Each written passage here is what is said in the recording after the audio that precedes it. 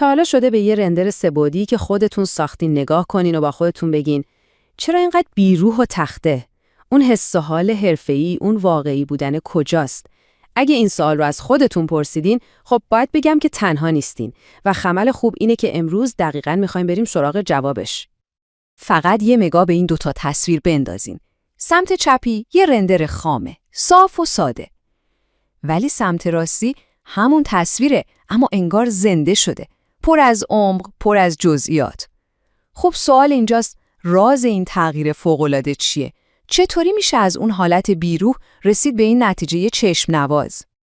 جواب توی یک کلمه خلاصه میشه پست پروداکشن. نه اشتباه نکنین، منظورمون فقط درست کردن چند تا ایراد کوچیک نیست. پست پروداکشن یه مرحله کاملا خلاقانه است، یه ابزار قدرتمندی که میتونه کار شما رو از این رو به اون رو کنه و به یه سطح دیگه ببره. برای اینکه این مسیر رو یاد بگیریم، قراره از یه حرفه‌ای کمک بگیریم. میخوایم نگاهی بندازیم به گردش کار دیو کاکس که یه هنرمند CGI فوق‌العاده است. این یه لیست خشک و خالی از نکات نیستا، این یه سفر واقعی به دل فرایند کاری یه متخصص. میخوایم ببینیم اون چطور رندرهای معمولی رو به چیزی خارق‌العاده تبدیل میکنه. خب پس بزن بریم. سفرمون 4 تا مرحله اصلی داره. اول فونداسیون کارو میچینیم، دوم میریم سراغ تنظیمات اصلی، سوم کمی چاشنی هنری بهش اضافه میکنیم و آخر سر هم با پرداخت نهایی کار رو تموم میکنیم. آماده این؟ خوب، مرحله اول، ساختن زیربنا. ببینید، این دقیقاً مثل ساختن یه خونه است. قبل از اینکه بخوایم کاغذ دیواری خوشگل انتخاب کنیم یا دکوراسیون بچینیم، باید مطمئن بشیم که پی و زستونها محکم سر جاشونن. درسته؟ توی دنیای دیجیتال هم همینه. یعنی باید اول فایلامون رو درست و حسابی آماده کنیم. این واقعاً پایه موفقیت کل کاره. مهمترین چیزی که تو این مرحله باید بدونیم مفهوم رندر پس هست. حالا رندر پس چیه؟ خیلی ساده است. فکر کنین نرم افزار سه‌بعدی به جای اینکه یه عکس نهایی بهتون بده، اطلاعات مختلف صحنه رو به صورت لایه‌های جدا جدا بهتون میده. یه لایه فقط برای نورها، یه لایه برای سایه‌ها، یه لایه برای انعکاسا. این لایه‌ها کلید کنترل کامل شما توی فتوشاپه. به این تصویر نگاه کنین تا بهتر متوجه بشین. این عکس پیچیده‌ای که می‌بینین در واقع از یه عالمه از همین لایه‌های ساده‌تر ساخته شده. هر کدوم از این پس‌ها یه تیکه از پازل رو جدا کرده. یکی انعکاس‌ها، یکی سایه‌ها. و این دقیقاً همون چیزیه که به ما قدرت میده. چون حالا میتونیم هر کدوم از این بخش‌ها رو جداگونه و با دقت فوق‌العاده‌ای که می‌خوایم ویرایش کنیم.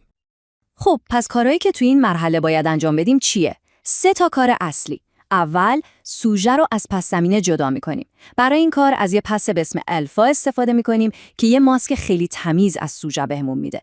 دوم، وقت می‌ذاریم و هر کدوم از این پس‌ها رو نگاه می‌کنیم تا دقیقاً بفهمیم چی به چیه و هر لایه چه تأثیری داره. و سوم، یه نکته خیلی حرفه‌ای. پس زمینه رو جداگونه توی فتوشاپ بسازین. رندرش نکنین. اینجوری هم سرعتتون بالاتر میره، هم دستتون برای تغییرات خیلی بازتره. خب، زیربنا رو که ساختیم، حالا وقتشه بریم سراغ مرحله دوم، تنظیمات اصلی.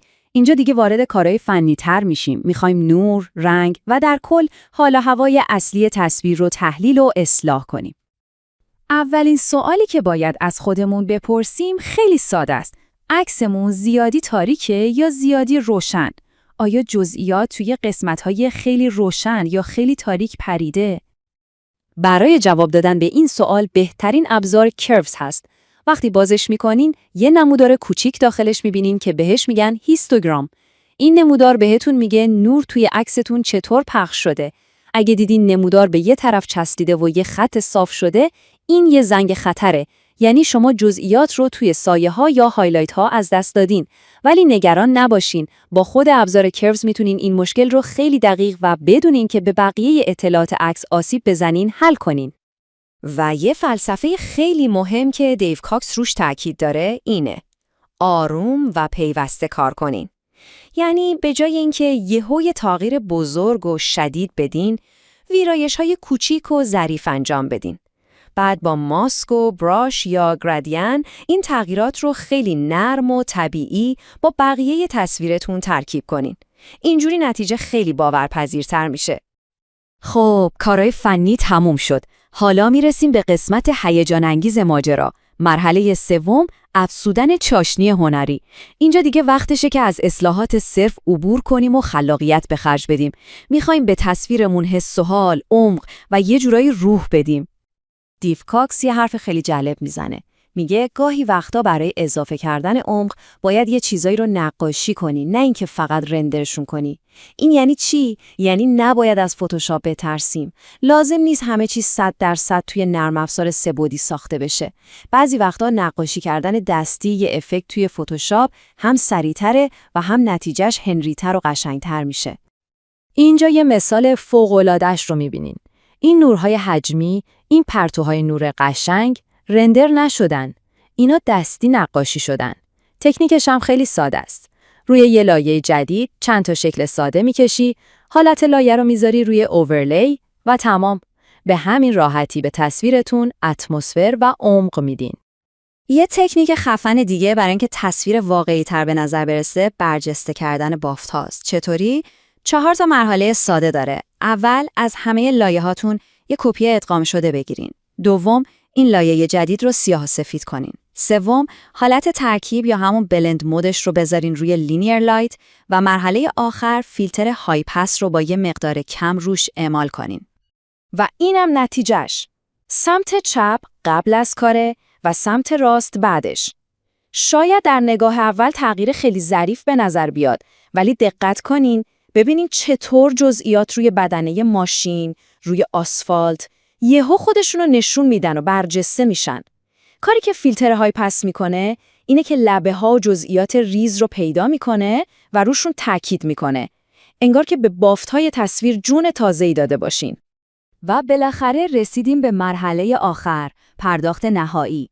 اینجا جاییه که همه اون تغییرات و ویرایش‌های مختلفی که تا الان انجام دادیم رو کنار هم میذاریم و کاری میکنیم که کل تصویر یه دست و هماهنگ به نظر برسه. قانون اصلی اینجا اینه: هر تغییری که روی کل تصویر تأثیر میذاره، مثل اصلاح رنگ نهایی یا کنتراست کلی، باید برای آخر کار نگه داشته بشه.